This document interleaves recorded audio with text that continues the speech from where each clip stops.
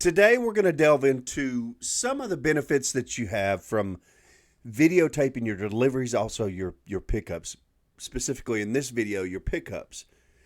And there's the obvious reasons you want to, make sure that everybody's doing what they're doing. You want to protect yourself because you have videotapes, and if anybody says that you did something or didn't do something, then obviously you have a videotape to protect you.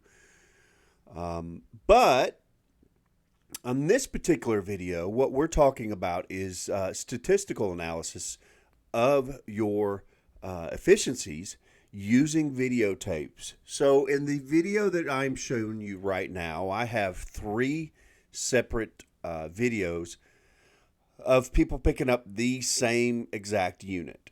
And what I wanted to do here was I wanted to show what was the efficiencies when it came to manpower picking up units. Now, we all know that when you're dealing with a large unit or something like that, you gotta have more men. But it's usually the way that we address the smaller units is that we attach a smaller manpower unit to pick up those kind of units, relying on the idea that a single person can do it, so why not do it? And the answer to that is that sometimes one person isn't the most efficient. Now, what I did here was I videotaped from the point of starting to actually collect the unit, and I ended it at the end of the roll up of the unit, and the straps are tied. So there's not a whole lot of other stuff going on as far as collecting cords, collecting stakes or something like that, but we can assume that those things are going to be pretty much the same when it comes to the efficiency of that. If you have two people picking up stakes, obviously they could do that more expediently than just one single person, and so on. On this particular video, we have three situations. On the left-hand side is a single-person pickup. On the upper right is a two-person pickup. And on the bottom, what we have is two-person and an inexperienced person. In this case, it was the homeowner who just would not take no for an answer and wanted to help in the whole 9 yards. And as you can see, we are 3 minutes into the video, and the three-person unit has already completed rolling up the units, and they're putting on the straps, and it's pretty much a done deal. In 3 minutes flat, the unit has been taken care of. Now, above that is the two-person unit, and as you can see, they're not too far behind, probably about a minute and a few seconds beyond. But when you're talking about 4 minutes or you're talking about 3 minutes, 1 minute is a 33%, 25 to 33% increase in the time. So that can be huge, especially, again, if we equate that across the board for stakes and, rolling up cords and the multiple units, especially if you have a big event or something like that. So, yes, it is hugely important just for that 1 minute. If you translate that over, several hundreds or even 1,000 units, that's a lot of time that is being saved, and then that equates to money in your business and the way that you're running your things and how things are coming together. So yes, you need to keep that in mind. Now the official times that we got here, 3:38 to 4:27, is almost 1 full minute difference between two and an inexperienced and two. So even with an inexperienced, you see how much time that you are saving. The big example is when you go back over to the one-person role, and as you can see, the one person roll still isn't at the point to where they're actually rolling and they're beyond 5 minutes. So what happens in this situation is that you have this desire to save money by sending one person to do the small unit, but what you actually are doing is you're creating a situation where one person is working at the utmost inefficiency, and also there's a emotional and psychological and all kind of things that are going on inside that person's brain, and it's creating a situation where they don't, not only do they not want to do this particular unit, they don't want to do any more units for the rest of the day or the rest of the weekend or whatever.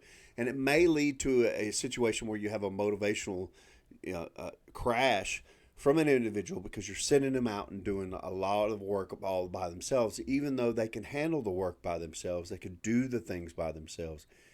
It's better for that social situation to be in place, and that they can help each other and work off each other and not strain and stress each other.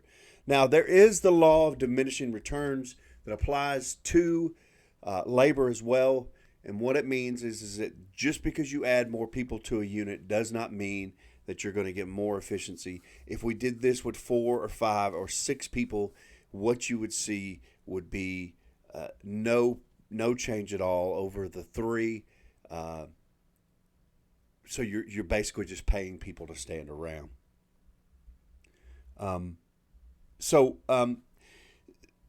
Like I said, this is super, super important. Statistically, you need to be doing these kind of things in your business simply because what you're doing is you're kind of creating a game plan. So back in the 1980s, the NASCAR racing circuit had gotten very, very popular, and it had gotten to the point to where they had honed the machines to such a point, they restricted them to such a point that the difference between the top and the last car was very, very, very small.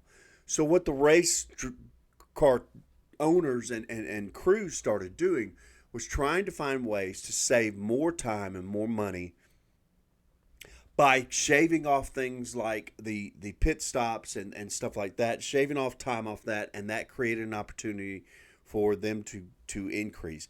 And this is kind of the same thing. If you're shaving off times where you can and creating opportunities to save time, you're going to be making more money. We're done here, 7 minutes 45 seconds, and as you can see, that's twice what it took the 2 and inexperienced, and almost twice what it took the 2-man crew. So it is definitely more efficient, even though the one person can handle it. Now we went into a different category here. What it is I showed on the top is a 2-person roll up of an obstacle course, and then on the bottom is just me rolling up an obstacle course. And again, what we're trying to prove here, what we're trying to show is what are the efficiencies of having an extra person there beyond, just carrying more stuff and things like that. I'm talking about specifically speeding up the pickup. Now, when you're a small company and you're only doing a few rentals, this doesn't have much bearing. But when you get into the point where you're doing 10 or 15 or 20 or 50 or 90 events per weekend, what you'll see is that picking up that time is going to be super, super important, because what you have to do is make that little bit of adjustment everywhere that you can do, so that you're creating an opportunity for you to make more money, make more time, and be more efficient and get the job done. You don't want to work beyond the weekend. You definitely don't want to go into 3 and 4 days for a 1-day rental simply because you can't get out there and get the stuff done. So what you have to do is figure out a way to get to the point where you're acting in the most efficient manner to pick up your units and get them rolled back up and put back into your shop, or get them to where they're cleaned, or whatever you're going to do, and make those adjustments so that you can get them right back out there and make some more money. On this particular video here, again, we're just basically pitting the actual rolling of the unit against the rolling of the unit. It's not rolling up stake or rolling up cords and tarps and stakes and stuff like that. It's literally just rolling up the unit. And the reason that I did this is because everything was different. There's always difference in your cords, the length, the space, the whole 9 yards, and it wouldn't be fair to kind of compare apples to oranges when you're talking about something that has one cord or no cords to something that has a long cord or something that has several cords. But the actual rolling part should be the same because it's the same unit and it's the same situation. There's nothing that is different. This is the exact same unit. It's just two different areas, two different times. And as you can see, the difference comes in when you have that extra person, even if the labor isn't so much there. On the top one, you can see that my wife is walking on the unit while I'm rolling it, and that makes it so much easier to get that roll in and get a nice tight roll and get it done. On the bottom, I'm doing everything myself, so I'm way behind once again. I can do the work solo, but it's not the most efficient because you're doing all of the work all of the time. And if you're looking for those little tips and tricks that's going to make it where you can be the most efficient, this is a good way to kind of do that. Another thing that you want to keep in mind is that distance has a huge effect on this. So if you're traveling 30 minutes and you have a crew of 3 or 4 guys and you're paying them for that drive there and drive back, that's going to eat up all of the gain that you're going to make on this. So you need to make sure that you're being efficient in this and that this is going to be a route. It's not going to be a single pickup, or it's not going to be something that's, super far away that you can do with a fewer amount of people. This is something that you have to kind of equate into the bigger picture of everything. And again, it is something that helps you, but at the same time, don't just assume that this is cookie cutter and it applies to every situation or every single event, because there are differences in there. So I just wanted to show you guys what the situation is. Here in this one here, you could see that the 2-person crew finished the job in 3 minutes and 30 seconds on the roll. And poor old me, I'm still trying to do it on the bottom there. But what you'll see is it's probably, once again, close to a 50% increase just by adding that second person. And you probably would have gone a little bit higher if you would have added a third.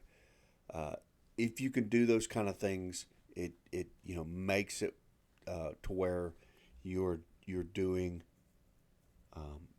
things in a manner that create an opportunity to do more for less money, even though you're having to pay more people to do those kind of things. And again, you guys got to do the math. You got to figure out if the dollars per hour is worth, the 10 minutes here and the 10 minutes there that you're saving. And again, this can kind of crash over into other events as well. So we went from 3:30 to 5:30. So it's a little less than double the time that it took me to do it solo.